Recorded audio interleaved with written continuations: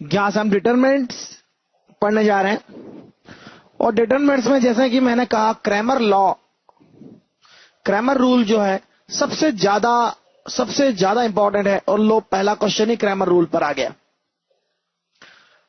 Equations है the number of such values of k so that the system of equation k plus 1x plus 8y is equal to 4k and kx plus k plus 3y is equal to 3k minus 1 will have infinite solutions is infinite solutions कब होंगे?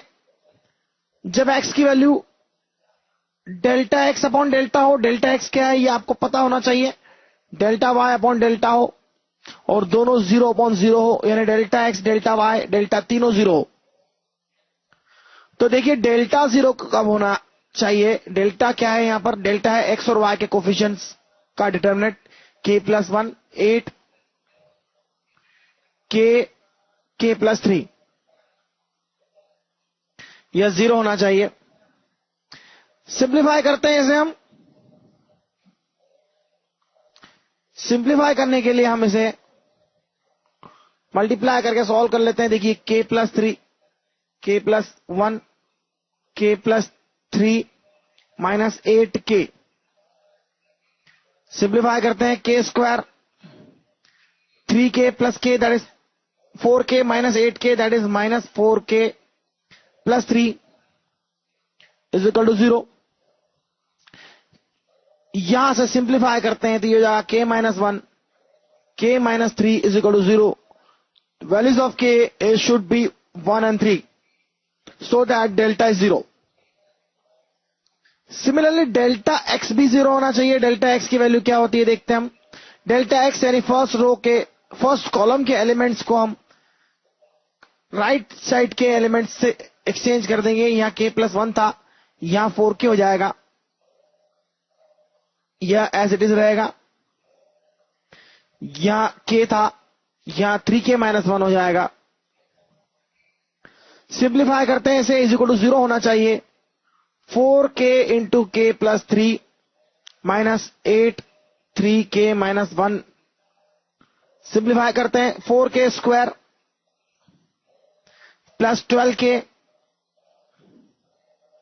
Minus 24k plus 8 is equal to 0 होना चाहिए। 4 से divide करते हैं तो ये हो जाएगा k स्क्वायर, ये माइनस 12k है, 4 से डिवाइड कर दिया तो माइनस 3k हो गया। 4 से डिवाइड कर दे तो ये 2 हो गया is equal to 0। Value of k should be 1 and 2। It gives that value of k should be 1 or 2। Simplify करने पे हमें मिलेगा ये 1 और 2।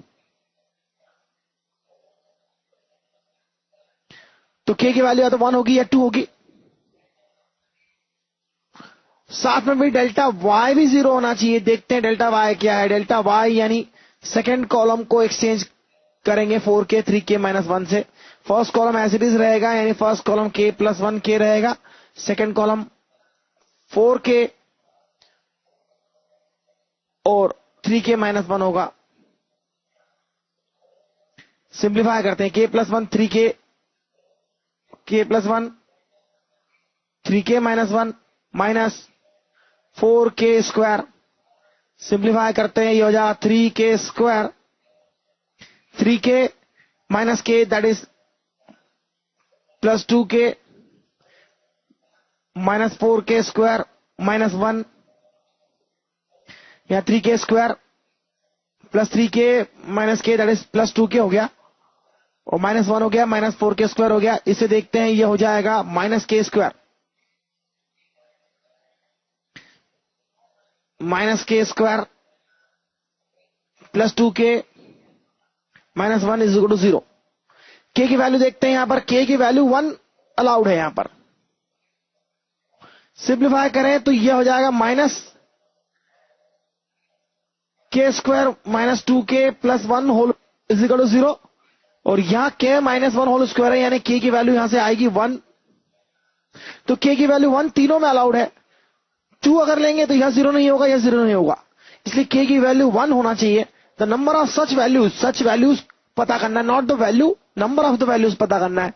तो हालांकि एक ही वैल्यू है k की जिसके लिए ऐसा पॉसिबल है, तो k की वैल्यू हो जाएगी 1। k की वैल्यू अगर हम 1 लेते हैं तो सच वैल्यूज हो जाएंगी, इतनी वैल्यूज हो जाएंगी जिसके लिए हमारे नंबर ऑफ सॉल्यूशंस इनफाइनाइट हो। तो बेहतरीन क्वेश्चन है ये।